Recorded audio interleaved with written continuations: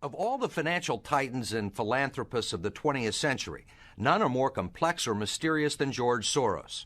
Like Carnegie, J.P. Morgan, and the Rockefellers, he amassed billions through ruthless business decisions, only to turn around and give away most of his fortune to advance his own personal philosophy. He can move world financial markets simply by voicing an opinion, or destabilize a government by buying and selling its currency. He also pledged more aid last year to help people in Russia than the U.S. government did. But now George Soros is worried. He thinks the global economy is coming apart at the seams and that the world needs to be protected from people like George Soros. We may now think that everything is fine, but the fact is that the system is broke and it needs fixing. What you're doing is asking some form of regulation to protect the world against you. Well, I'm a player, and I think all players should be regulated. There have to be rules of the game. Buy 48,000. Buy him 69,000 YUM. Right now, his Quantum Group hedge fund moves $14 billion of rich investors' money around the world every day, looking for profits and answering to no one. Soros makes huge bets on whole countries and economies. Last year, when he saw cracks in the Asia boom, he began selling the currency in Thailand. Traders in Hong Kong followed suit, triggering a financial crisis that plunged much of Asia into a depression. In the last 2 years, you've been blamed for financial collapse of Thailand, Malaysia, Indonesia, Japan, and Russia. All of the above. All of the above. Yeah. Are you that powerful? No, I think there's a great misunderstanding. The Prime Minister of Malaysia said that the region spent 40 years trying to build up its economy, and along comes a moron like Soros with a lot of money, and it's all over. He called you a criminal. It's easier for him to blame an outside force than to admit that they were mismanaging their economy and their currency. The French finance minister talked about hanging speculators from lampposts. Soros says the Asian currencies would have collapsed even if he hadn't been in the market. They were overvalued. He says people tend to follow his lead because he's been so successful. I think that I've been blamed for everything. I am basically there to make money. I cannot and do not look at the social consequences of what I do. To understand the complexities and contradictions in his personality, you have to go back to the very beginning, to Budapest, where George Soros was born 68 years ago to parents who were wealthy, well-educated, and Jewish. When the Nazis occupied Budapest in 1944, George Soros' father was a successful lawyer. He lived on an island in the Danube and liked to commute to work in a rowboat.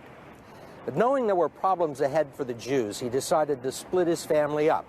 He bought them forged papers, and he bribed a government official to take 14-year-old George Soros in and swear that he was his Christian godson. But survival carried a heavy price tag. While hundreds of thousands of Hungarian Jews were being shipped off to the death camps, George Soros accompanied his phony godfather on his appointed rounds, confiscating property from the Jews. These are pictures from 1944 of what happened to George Soros' friends and neighbors.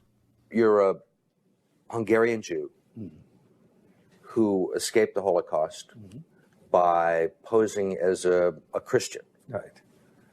And you watched lots of people get shipped off to the death camps. Right. I was 14 years old. And I would say that that's when my character was made. In what way?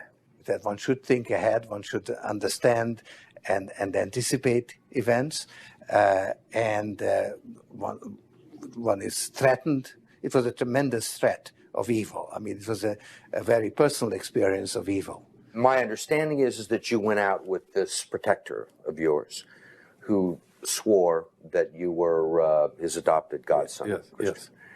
Went out, in fact, and helped in the confiscation of property from the Jews. That's right. Yes. I mean, that sounds like an experience that would send lots of people to the psychiatric couch for many, many years. Was it difficult? Not